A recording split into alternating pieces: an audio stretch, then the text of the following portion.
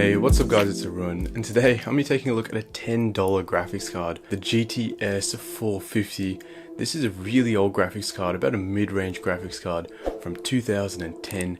So today we're going to take a look and see how it performs right now in 2020 at some modern titles. So let's dig in. So the card I have over here is actually the Gigabyte edition of the GTS 450. So the first thing I did was pull it completely apart and gave it all a good clean. So the actual heatsink came off quite nicely, and the fan shroud came off very easily from the heatsink, leaving a bare piece of metal which I just gave a wash outside. The fan itself was a lot more disgusting and quite a bit harder to clean. I just used a Q-tip and I managed to get most of it out with some alcohol wipes. Putting it back together was quite simple as well. I did put some fresh thermal paste in there after cleaning off the old one, giving it a nice clean finish, and hopefully that'll improve the thermal performance of this graphics card, because I think it's going to need all the help it can get. This graphics card has 1 GB of GDDR5 VRAM, as well as 192 CUDA cores. It's nothing amazing here. Again, it is a really old graphics card, so we have to keep our expectations in check. It also has a clock rate of 783 MHz. So my main goal here today is to see if I can get at least 60 FPS in some games, and if not, at least 30 FPS, because I think that's just about the minimum as far as what you'd expect.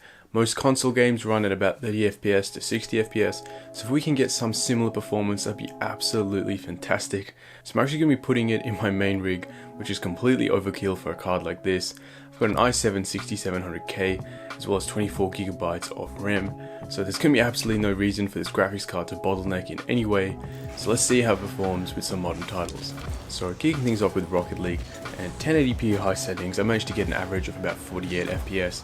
It was dipping down to about 30 every once in a while, so I turned the settings all the way down to low, and it was perfectly playable with about 82 FPS on average, and even got up to around 100 FPS at times.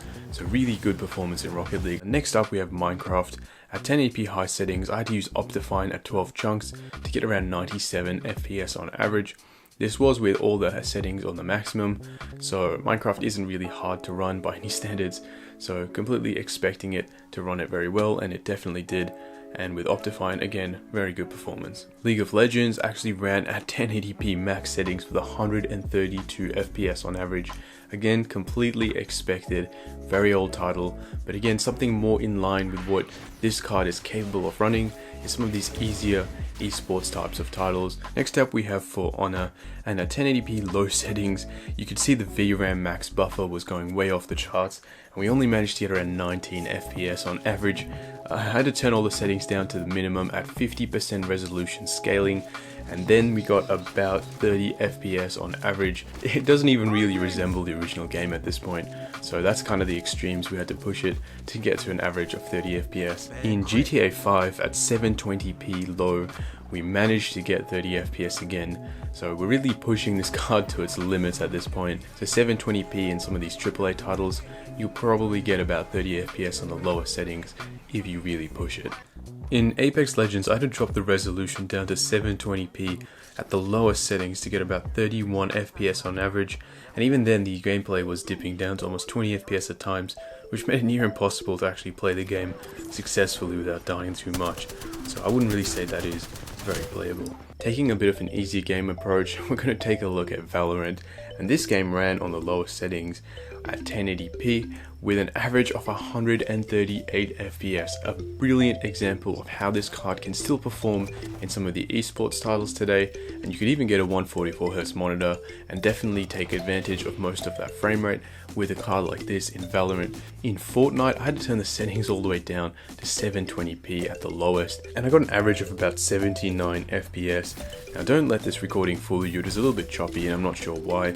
My recording software seemed to bug out a little bit there, but it was definitely very playable in Fortnite at 720p. Now a new game like Fall Guys, you wouldn't expect this to be a game that is hard to run, but a card like this definitely struggles with only 1 GB of VRAM, and you could definitely see it at 1080p high settings when they got an average of 18 FPS. So I had to turn all the settings all the way down to low, and I managed to get an average of about 31 FPS.